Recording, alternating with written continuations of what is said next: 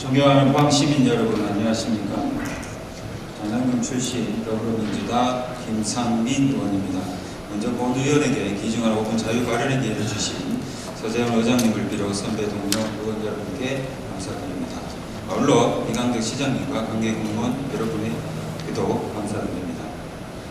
오늘 본 의원은 지열발전소의 지진 연관성 정부조사단 조사 대상에 포함되지 않은 포항 지열발전소의 원상복구와 관련해서 말씀드리고자 합니다. 또 포항 지열발전소 건립에 필요한 지열정 개발 등 굴착 행위에 대한 원상복구 의무자인 넥스지오가 지난 1월 말 기업회생 절차를 신청함에 따른 포항시의 위헌적 초기 대응 체계를 지적하고 조속히 포항시가 정부와 굴착행위 시설의 원상복구에 관한 협의를 시행할 것을 촉구하고자 합니다.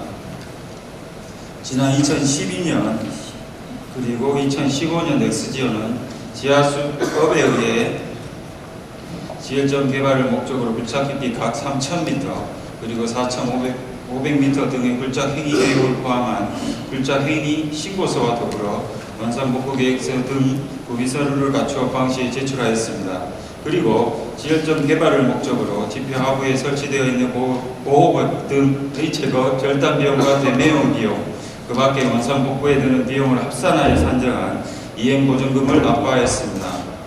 무엇보다 현재 포항지열발전소는 112로 포항 지진으로 인해 중단되었고 또 기업 회생 절차를 신청한 원상복구 의무자도 국가연구개발사업의 관리규정 제11조 협약의 해약사유에 해당됨에 따라 사실상 미소진동 모니터링 연구시설을 제외한 지열정 개발 등 굴착 행위시설이 더 이상 활용되지 않을 가능성이 높습니다.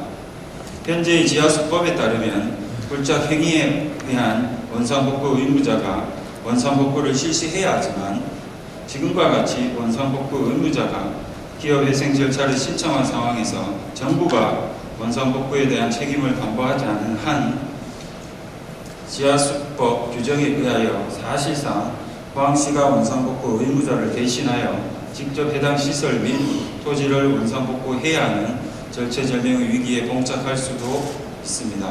존경하는 포항 시민 여러분, 원상복구 의무자가 기업회생 절차를 신청함에 따라 법원으로부터 파산 면책이 최종 확정받을 경우 포항시의 손해배상 청구가 사실상 어렵습니다. 채권자의 채권 중 일부가 누락되어도 면책의 효력이 생기는 채무자의 회생 및 파산에 관한 법률에 따라 사실상 원상복구에 대한 부담은 포항시가 떠안아야 할 위험한 법적 구조에 놓일 수 있습니다.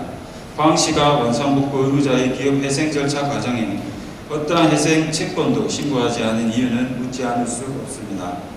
다행스럽게 포항지열발전소는 2011년 국가지열발전 실증연구개발사업으로 시작되어 원상복구를 정부에게 요청할 수는 있겠지만 현재 국가연구개발사업의 관리 규정에 의하면 사실상 원상복구 의무자가 기업 회생 절차가 확정되면 협약의 해약 사유 외에 원상복구에 대한 책임 부분은 불명확한 것으로 파악됩니다.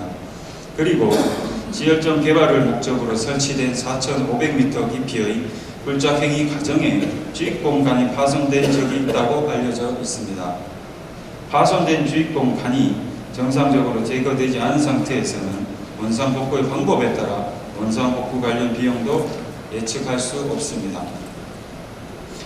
원상복구 의무자가 기업회생 절차를 신청하고 특히 정부조사단 지열발전소 관련 조사연구가 발표되는 시점을 앞둔 지금 지하수법이나 국가연구개발사업의 관리규정에 의하여 지열정 굴착 행위 시설의 원상복구에 대한 명확한 책임 주체가 불명확한 것으로 파악됩니다.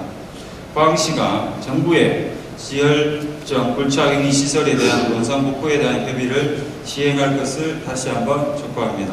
끝으로 지열발전소 가동을 위한 취수원을 지하수가 아닌 인근 저수지로 변경함에 따라 기존 굴착 행위 시설이 정상적으로 원상복구가 종료되었는지를 현장 확인을 시행할 것을 다시 한번 요청드리고자 합니다.